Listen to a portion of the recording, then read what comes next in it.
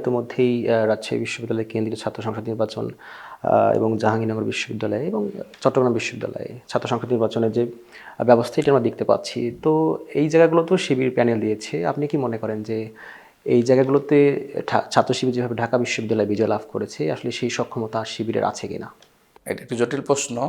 তবে রাজশাহী বিশ্ববিদ্যালয়, চট্টগ্রাম বিশ্ববিদ্যালয়, জাহাঙ্গীরনগর বিশ্ববিদ্যালয় প্রত্যেকটারই কিন্তু তার আভ্যন্তরীণ রাজনীতি, পরিবেশ, তারপর হচ্ছে এলাকার অবস্থান সব কিছুর উপর নির্ভর করবে যে সেখানকার সাধারণ শিক্ষার্থীদেরকে আমরা কতটুকু আকৃষ্ট করতে পেরেছি ছাত্র শিবির। ঢাকা বিশ্ববিদ্যালয় যেমনটি আমাদের সাধারণ শিক্ষার্থীদেরকে যেভাবে আকৃষ্ট এবং তাদের যে একটা গণজোয়ার সাধারণ মানুষের এবং সেটা একটা মেধাবী নেতৃত্ব তৈরি হয়েছে। তো আমার দৃঢ় বিশ্বাস যে ছাত্র শিবির প্রত্যেকটি প্যানেলেই ছাত্র শিবির খুব সুচিন্তিত এবং মেধাভিত্তিকে চিন্তা করেই সেখানে ছাত্র শিবির প্যানেল দিয়েছেন।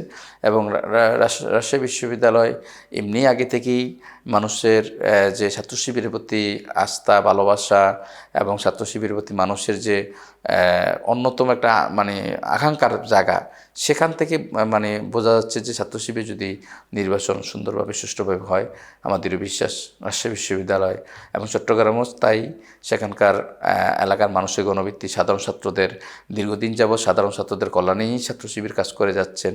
যেখানে সিট বাণিজ্য বন্ধ করার ক্ষেত্রে, ছাত্রদের অধিকার আদায়ের ক্ষেত্রে, তারপর হচ্ছে বিভিন্ন ইস্যুতে বৈষম্য, তারপরে দুর্নীতি, চাঁদাবাজদের ইস্যুতে ছাত্র শিবির সবসময় এই ক্যাম্পাসগুলোতে সোচ্চার ছিলেন।